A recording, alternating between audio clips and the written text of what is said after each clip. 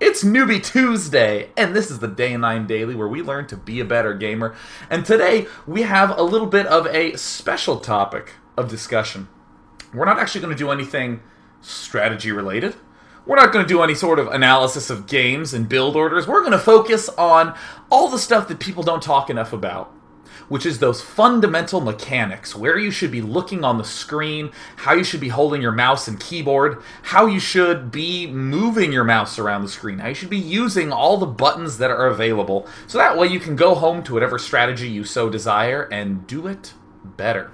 So first of all, I would like to do the following. This is something I do quite a bit. I stretch my arms before I do any amount of long gaming session. And in fact, throughout, I do a lot of gaming throughout my long gaming sessions, I do this. So for a lot of people, they have pain here, Carpel Tunnel, or like cubital tunnel is this one, like radial tunnel and all that stuff. Most of it comes from you hunching like this. You don't want to be hunching. You want to be sitting up like nice and straight. Actually, if you sit up straight and you feel like a lot of tension, you know, like in the lower back because you're sitting up, I mean, you make sure you're not being like overly like trying to play with your breasts or something like that. But just sit up straight, and in fact, you'll have a little bit easier of a time focusing. I always play better if I sit up nice and straight, and make sure that you're not playing too low, because this is not a good position for your wrist to do.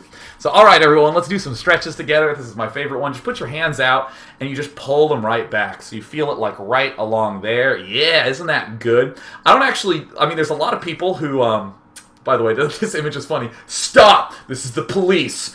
Don't micro that poorly. You'll go to jail, right? This is the stretch that I do, and I don't hold it for like 3 minutes. You know, there's always people who are like, just make sure you do the set of 25-minute stretches 3 times a day. I don't have time to do that. I just want to sit at my computer, hit the find match button, and I do this for like 8 to 10 seconds, and then I make a fist where I put my fingers in first and put those thumbs on the outside, and I tilt them down. Oh yeah, I feel it across the top there. Oh, that feels so great. Oh my gosh. And for me, this loosens up my wrists quite a bit, because I don't want to be playing with any sort of like tension there, because again, I don't want to have any sort of, you know, repeated stress injury.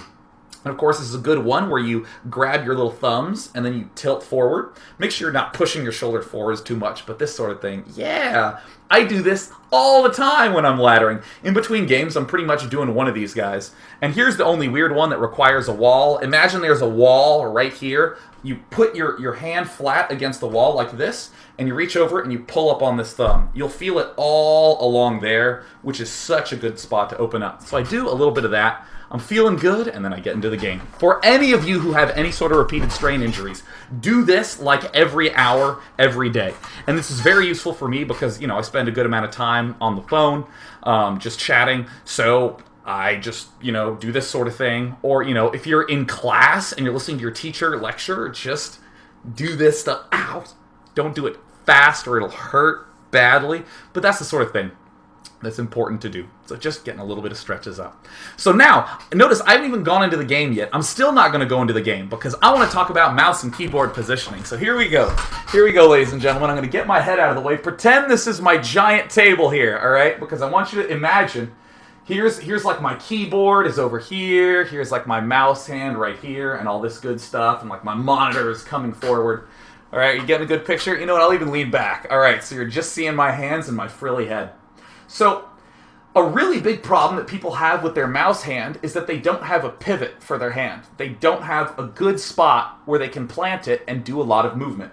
So imagine this is the edge of your table.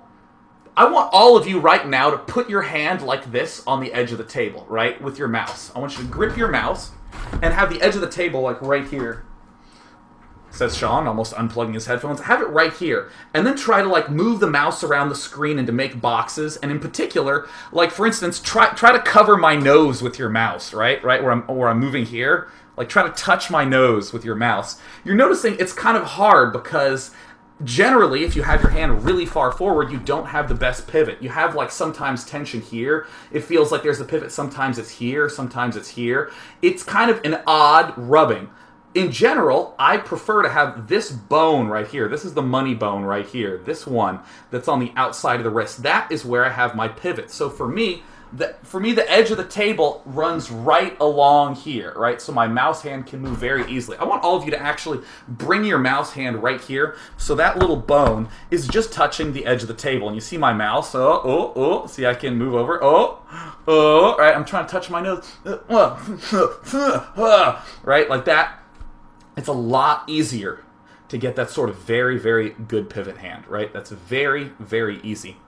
And that is honestly one of the big things that I see a lot of players struggle with, is that they just don't have a good pivot. Now, there are people who have very low sensitivity on their mouses, and they have those huge mouse pads, and they do tend to have this table thing. So in a sense, their whole arm is moving. Their whole arm is moving around. And in a sense, the pivot is their shoulder because they're doing so much movement. And that's okay. But for any of you who are like me, like for instance, I right now, you can see my mouse right there. There's my mouse pointer. To move from the right side of my screen all the way to the left, I'm looking, it's maybe a couple of centimeters on my mouse. It's not a lot. I tend to have pretty high sensitivity on my mouse, and it's quite important to be able to control that. So again, if you have your mouse hand all the way forward on that table, and you don't have really, really low sensitivity, bring your mouse hand over to here.